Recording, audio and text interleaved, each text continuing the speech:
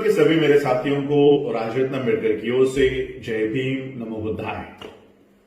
कल 7 जुलाई 2020 को डॉक्टर बाबा साहब अम्बेडकर जी द्वारा निर्मित मुंबई में दादर में राजगृह के ऊपर हमला कर दिया गया और इस राजगृह की तहस महस कर दी। ये बात अब तक सभी लोगों तक पहुंच चुकी है।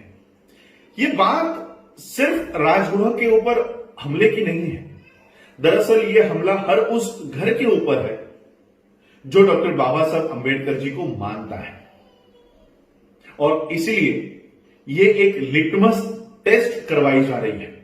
जो भी इस हमले के पीछे मास्टरमाइंड है, जो भी इस हमले को, जिसने भी इसको निजात किया है, ये वो टेस्ट कर रहे हैं। जैसे नागपुर में अरविंद बंसोड़ को दिन दहाड़े जहर पिलाया गया, पुणे में विराज जगताप की हत्या कर दी गई। इन घटनाओं के पीछे ये परीक्षा कर रहे हैं, ये परीक्षण कर रहे हैं, कहीं ये समाज सोया तो नहीं है, कहीं ये समाज जागरूक तो नहीं है। और आज उनकी हिम्मत डॉक्टर बाबा साहब अम्बेडकर जी के घर पर हमला करने यहां तक जाकर पहुंची है। कल तक डॉक्टर बाबा साहब अम्बेडकर जी की स्टैच्यूज को ये तोड़ा करते थे, लेकिन आज वो सीधे हाथ डॉक्टर बाबा साहब अम्बेडकर जी के बंगले के ऊपर डाल रहे हैं। और इसलिए इस मामले में पहले ही प्रकाश अम्बेडकर जी ने वीडियो रिलीज करके सबको शांति बनाए रखने का आह्वान किया, और उन्होंने कहा है कि मुंबई पुलिस इसमें काम कर रही है और वो अच्छी दिशा में काम कर रही है। हमें मुंबई पुलिस पर, महाराष्ट्र सरकार पर और भारत सरकार पर उतना ही भरोसा है जितना 2000 रुपए के नोट में चीप होने का विश्वास लोगों को था, उतना ही विश्वास हम लोगों को भी इन संस्थाओं के ऊपर है। लेकिन फिर भी हम प्रकाश अम्बेडकर जी की इस बात को मानते हुए कि हम किसी भी तरह के हिंसा का प्रयोग नहीं करेंगे, लेकिन आंदोलन जरूर करेंगे, क्योंकि ये हमला केवल बाबा साहब अम्बेडकर जी के बंगलों के ऊपर नहीं है, ये हमारे अस्तित्व के ऊपर हमला है। इसी घर में मेरे पिताजी का जन्म हुआ, इसी घर में डॉक्टर बाबा साहब अम्बेडकर जी ने हमारे परिवार को इकट्ठा किया। इसी घर में, यही घर हमारे लिए बहुत महत्वपूर्ण रखता है, और सिर्फ हमारे लिए नहीं, परिवार। मैं हमेशा कहता हूं कि मैं बाबा साहब का परिवार नहीं हूं। बाबा साहब ने कभी अपना समय अपने बच्चों के लिए, उनकी बीवी के लिए नहीं दिया है। बाबा साहब अम्बेडकर जी का परिवार ये हजारों लाखों लोग जो पूरे भारत में बसे हुए हैं और भारत के बाहर अब बसे हुए हैं, ये बाबा साहब का असली परिवार है। और आज इस परिवार की जरूरत डॉक्टर बाबा साहब अम्बेडकर जी के घर को है। और ये पहला हमला नहीं है जो राजगृह के ऊपर किया गया है। पहला हमला तो 14 अप्रैल को ही हुआ था। 14 अप्रैल 2020 को डॉक्टर बाबा साहब अम्बेडकर जी के ही परिवार के एक सदस्य को बाबा साहब अम्बेडकर जी के ही जयंती के दिन पुलिस उठाकर लेकर गई, और आज तक उन्हें बेल दी नहीं जाती है। और फिर से ये उस राजगृह के ऊपर हमला करना चाहते हैं, अम्बेडकर परिवार के ऊपर हमला करना चाहते हैं कि ये परिवार बीजेपी के, शिवसेना के हत्थे क्यों नहीं चढ़ जाता। जहां शिवाजी महाराज के वंशज तक इनके गुलाम बन गए हैं, बाबा साहब के परिवार के लोग इनके गुलाम क्यों नहीं बन जाते।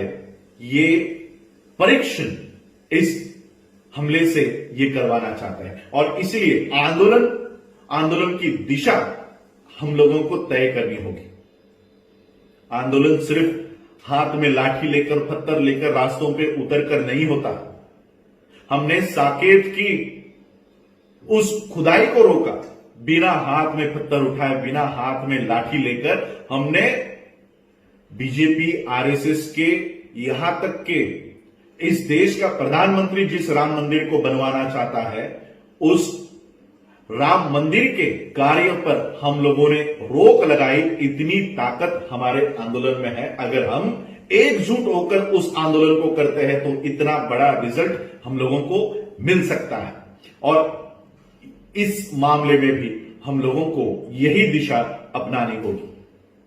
जिस तरह से साकेत के बारे में हम लोगों ने राष्ट्रपति से लेकर कलेक्टर तक, एसपी से लेकर डीएसपी तक हम लोगों ने ये निवेदन भेजे, उसी तरह से मैं आप लोगों से विनती करना चाहता हूं, चाहे वो महाराष्ट्र के लोग हो, मुंबई के लोग हो, या महाराष्ट्र के बाहर अन्य राज्यों के लोग हो, या देश के बाहर अन्य देशों के लोग हो जहां पर डॉक्टर बाबा साहब अंबेडकर जी को मानने वाले लोग रहते हैं, वहां के लोगों ने, सभी लोगों ने राष्ट्रपति को, प्रधानमंत्री को, महाराष्ट्र के मुख्यमंत्री को, महाराष्ट्र के गृह मंत्री को और मुंबई के एसपी को, डीवाईएसपी को, कलेक्टर को, हम लोगों को ये निवेदन लिखने हैं कि ये हमला डॉक्टर बाबा साहब अंबेडकर जी के घर पर नहीं है, ये हमला हमारे घरों के ऊपर भी है। और इसलिए इस हमले के पीछे हमको वो दो हाथ नहीं देखने हैं कि ये दो हाथ किसके थे, हमको इसके पीछे का मास्टर माइंड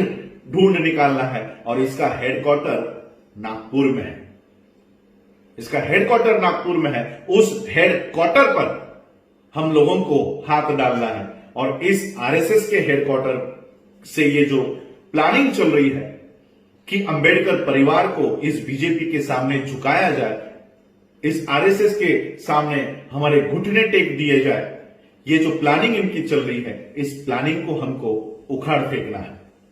ये सभी लोगों के मैं आपसे निवेदन करना चाहता हूं, बाबा साहब अंबेडकर जी का एक कार्यकर्ता होने के नाते, एक बच्चा होने के नाते मैं आप सभी से निवेदन करना चाहता हूं। ये निवेदन तो हम राष्ट्रपति से लेकर एसपी, डीवाईएसपी तक तो हम भेजेंगे।